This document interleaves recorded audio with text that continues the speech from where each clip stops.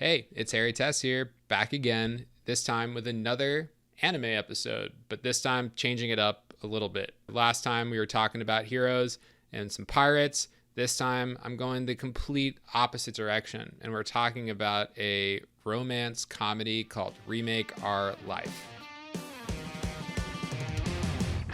Usually on the weekends, that's when like all the bangers come out that I'm watching. You know, that's your One Piece. Last week we had the last episode of Tokyo Revengers. It's usually the weekends, but sometimes I find myself during the week just, I don't know, expecting that maybe I'll find something new, or, you know, maybe I'm neglecting my watch list like that. So I come across this one, Remake Our Life, and it sounded like something that would be up my alley. Like I saw the 10-year time travel thing, and I was like, oh, I already watched a show that's just like that, so maybe I'd try it out. I didn't read any more than that. I didn't really know what the premise of the show was, but it was ranked pretty high on Crunchyroll. It had some really good reviews for the first episode, so I decided to give it a try pretty much almost immediately. Like, I was just super glad that I'd give it a try. My first thought in my head is like, oh, this would be a great one for Andrew, or oh, this would be a great one for Jen. So like all of the creative people I know just started popping up in my head. So then I just kept watching, and then now it's been less than a week, and I'm making a video on it. So while we were in the planning process of this episode and trying to figure out what it was that we wanted to communicate, we found this guy, Prince Toomey, who's a writer. And he did a really cool video on a bunch of anime that are about creatives, and I didn't even know that most of them existed. Remake Our Life, he used it in the thumbnail. I knew it was in there somewhere, so I got a few new things on my watch list, and I'm going to link his video in case you're interested in other anime about creatives. So Remake Our Life is unique in a way. I've seen lots of romance comedy series before, and as you can tell, like, it was kind of a weird situation that I found myself even watching it. What drew me in the most was the creative aspect, I'd say, for sure, where I myself have dealt with similar battles internally where I thought that the people around me were way more creative than I was, and I wasn't capable of being creative. I mean, now it's a little bit different. The show definitely painted a picture of a better picture of what creativity means. I can now see it in myself, because where before I would have told you that I was not creative. So I see that creative process that's shown in the show, and also the barricades and the problems that come up within the creative process, and then overcoming them to create something you didn't even know that you were capable of. I'd say that this show really just struck a chord with me in this arc of my life. And not gonna lie, with this recent influx of this newish genre of, you know, going 10 years back into the past to redo or recreate or remake our lives, gives us this picture of what it could be like if someone like you or I had the opportunity to write something in our past that we think of as wrong. Remake Our Life is about a 28-year-old guy named Kyoya, who is down on his luck. When he was 18 years old, decided to go to a traditional college over going to Osaka University, which is the foremost, most prestigious art school in Japan. And he decided to go to that traditional college because he thought it wouldn't be as hard.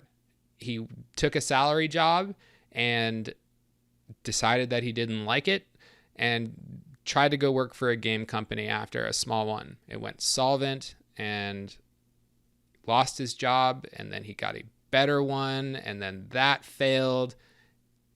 And then he's crying on his bed, you know, thinking about his life, looking at an old letter of admission from the college that he decided not to go to.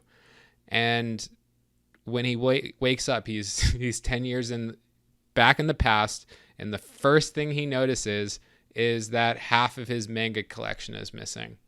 I can't find that anything more relatable than that. So after finding himself now 10 years in the past and faced with the same decision whether he go to the art school or whether he go to the traditional college. And of course, given this chance, he goes to the art school.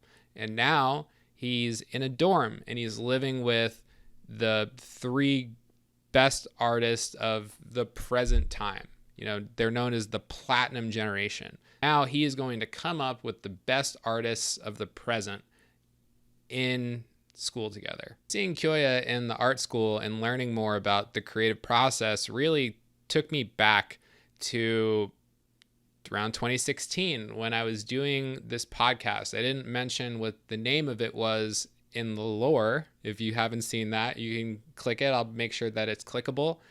But the name of that podcast was The Uncreative Life. Despite what my friends around me would tell me, I just didn't think that I was creative at all. My plan with the podcast was that I would interview my friends and other people who are creative to try and figure out what it means to be a creative. And now, look at me. Like I'm doing what I never thought was even possible in doing this channel. Like I do lights now, video editing. I do photography. I play with music.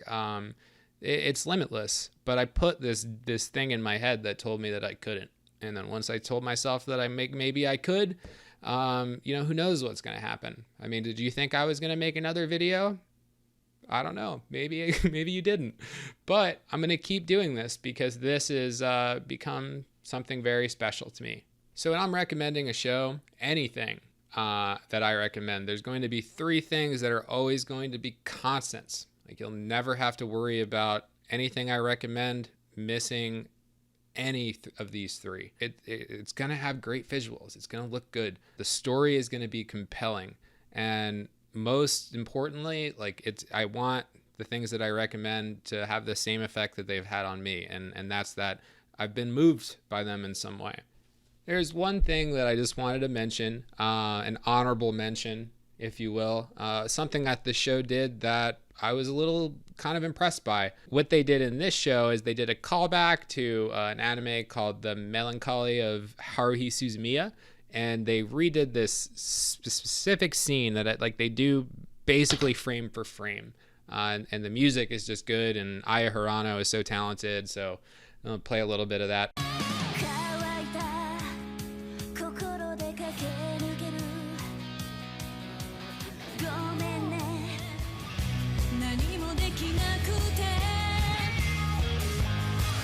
I'll definitely make a video about Haruhi one day. That show trolled the shit out of me. In this show, they're going to expose you to a lot of different realms of creativity.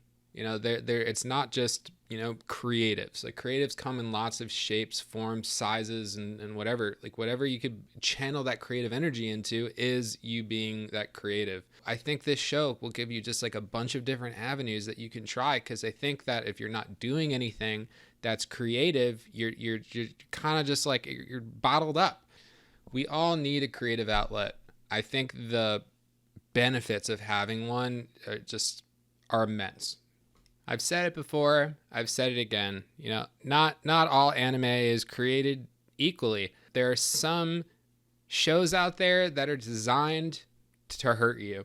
And there are other shows like Remake that are made to make you feel good or to encourage you in a way. This is a very wholesome show. Whether you watch Remake Our Life or not, I think that if you don't have a creative outlet, or maybe one that you've put on the back burner, you should pay attention to it and give it some nurturing that it needs, because the feelings that I get just from talking to you about this show that I didn't even make benefits me just immensely. I can't stress that enough. And the one thing for me is it's not so much just, yeah, it's a hobby, or yeah, it's something that you do in your free time. And it could be. The way that this show spoke to me was that creativity is something that needs to be channeled. Creativity is something that needs to be honed. This is something that needs to be constant. If you want your creativity to bloom and succeed and grow and become more than what it was the day before and the day before and the day before. So in closing, I was very upfront about the fact that I watch a variety of different genres of anime, and there will be more videos about some of those United States of Smash, punching, screaming, fighting shows that I love so much.